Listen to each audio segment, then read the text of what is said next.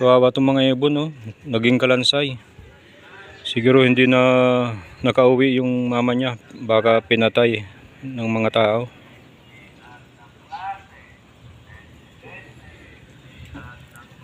Wala na, kalansay na.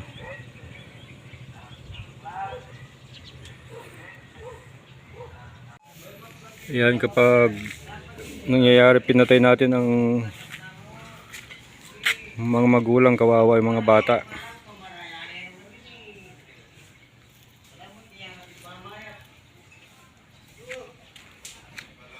Ayun, pwede sana kitang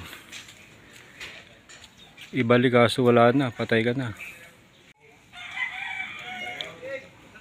Kawawa ka naman.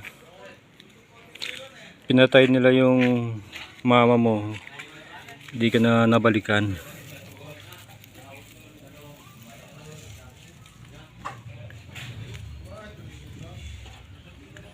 Kawawa, oh.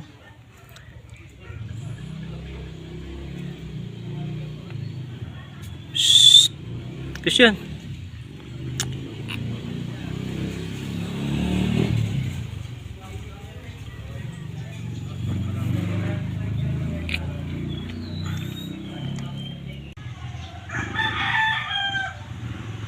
Ayun, ang daming ibon.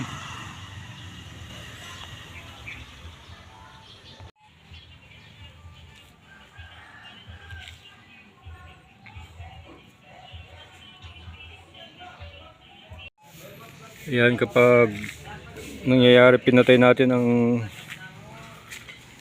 mga magulang, kawawa yung mga bata.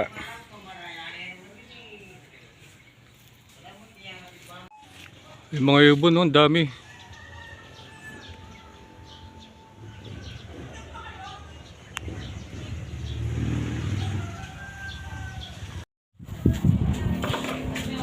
Kaya subukan natin itong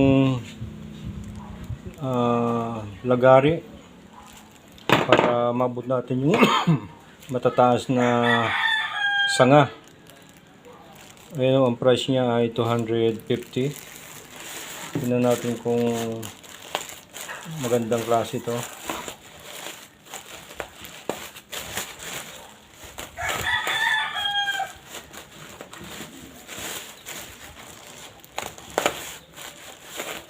Magte-trim tayo ngayon ng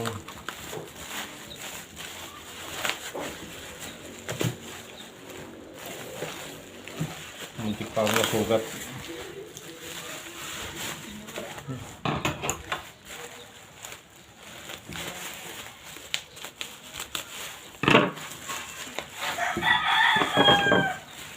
Yung naghanap ako sa city kanina, sa Tarlac, kaso walang makita.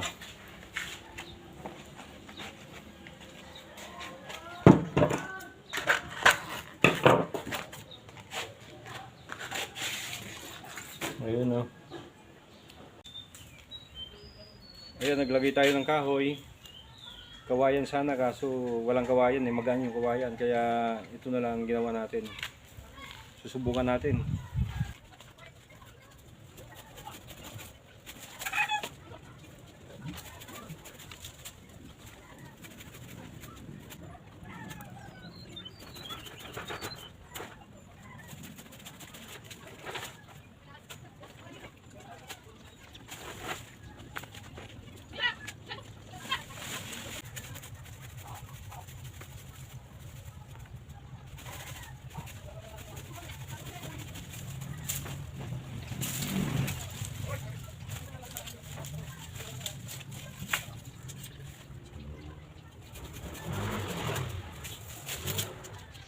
Ayan yung ating mga naipon na sanga, oh.